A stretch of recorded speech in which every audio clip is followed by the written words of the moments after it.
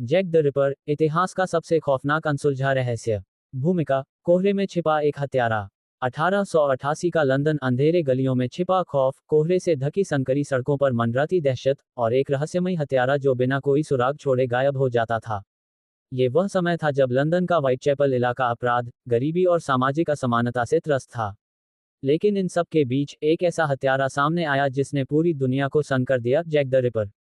व्हाइटचैपल का सामाजिक परिदृश्य। 1880 के दशक में लंदन का ईस्ट एंड बेहद भीड़भाड़ वाला और गरीब इलाका था। यहाँ मजदूर, प्रवासी और वेश्यावृत्ति में लिप्त महिलाएं रहती थीं। इस क्षेत्र की आर्थिक और सामाजिक स्थिति बेहद खराब थी, जिससे यह अपराधियों के लिए सुरक्षित ठिकाना बन गया था। गरीबी और गंदगी, इस इलाके में स्वच्छता की भारी कमी थी, जिससे बीमारियां तेजी से फैलती थीं। अपराध की भरमार, जेब कतरे, शराबी, हिंसक गिरोह और हत्याओं की घटनाएं आम थीं। पुलिस व्यवस्था की कमजोरी, पुलिस बल के पास न ही आधुनिक संसाधन थे और न ही ठोस रणनीति, जिससे अपराधियों को पकड़ना मुश्किल था। महिलाओं की स्थिति, बेरोजगारी और गरीबी के कारण कई महिलाएं वेश्यावृत्ति में शामिल थीं, और वे अक्सर हिंसा की शिकार होती थीं। व्हाइटचैपल मर्डर्स, खून से लिखी दास्तान।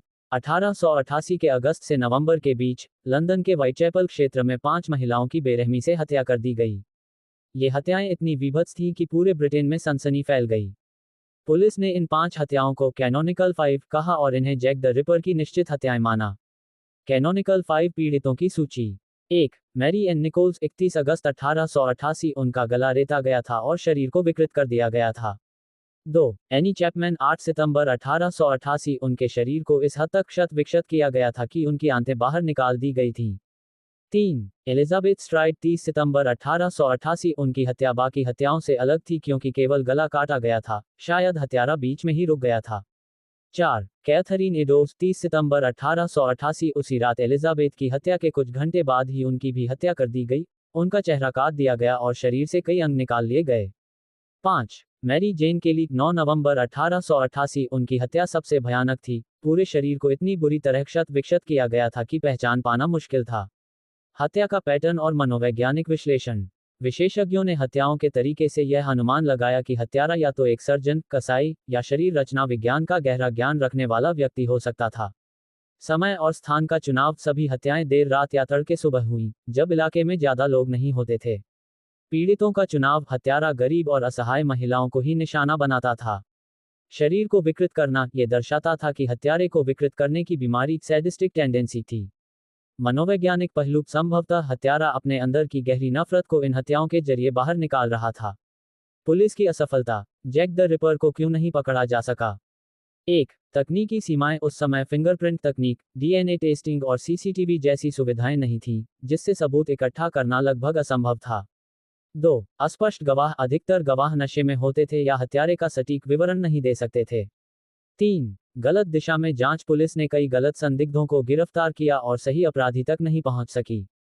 4. मीडिया का दबाव, अखबारों में छपने वाली कहानियों ने पुलिस पर अत्यधिक दबाव बना दिया और वे गलत दिशा में चले गए। 5. हत्यारे की चतुराई, वह कभी कोई ठोस सबूत नहीं छोड़ता था और हत्याओं के बाद अचानक गायब हो जाता था। डियर बॉस और अन्य रहस्यमयी पत्र। हत्या के दौरान पुलिस को कई पत्र मिले, जिनमें से सबसे प्रसिद्ध था डियर बॉस लेटर। इसमें कातिल ने खुद को जैक द रिपर कहकर संबोधित किया। इसके अलावा फ्रॉम हेल्प पत्र भी मिला, जिसमें एक मानव किडनी का टुकड़ा भेजा गया था। यह दर्शाता था कि कातिल एक मनोरोगी था। संभावित संदिग्ध, आरोन कोज़मिन्स्की, पोलिश मूल का एक मानसिक रोगी, जिसका डीएनए एक सबूत से मिलता था। मोंटेग जॉन ड्रूइट, एक वकील, जिसकी अचानक मौत के बाद हत्याएं रुक गईं। डॉक्टर फ्रांसिस टम्बल्टी, एक संदिग्ध डॉक्टर, जो अमेरिका भाग गया था। वाल्टर सिक्रेट, एक कलाकार, जिसके चित्रों में हत्याओं की झलक मिलती थी। षड्यंत्र और सिद्धांत। 1. Royal family involvement. एक थ्योरी ये थी कि ब्रिटिश राजघराने का कोई सदस्य इसमें शामिल था और सरकार इसे छिपा रही थी। 2. फ्रीमेसन साजिश। कुछ इतिहासकारों का दावा है कि फ्रीमेसन लॉज इन हत्याओं के पीछे थी, ताकि एक गुप्त रहस्य को दफन किया जा सके।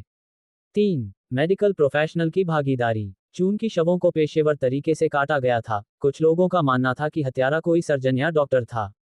क्या ये राज कभी खुलेगा? 130 साल बाद भी ये रहस्य लोगों को रोमांचित करता है। क्या आधुनिक फोरेंसिक साइंस कभी इस पहेली को सुलझा पाएगी, या ये रहस्य हमेशा इतिहास के अंधेरों में ही दफन रहेगा?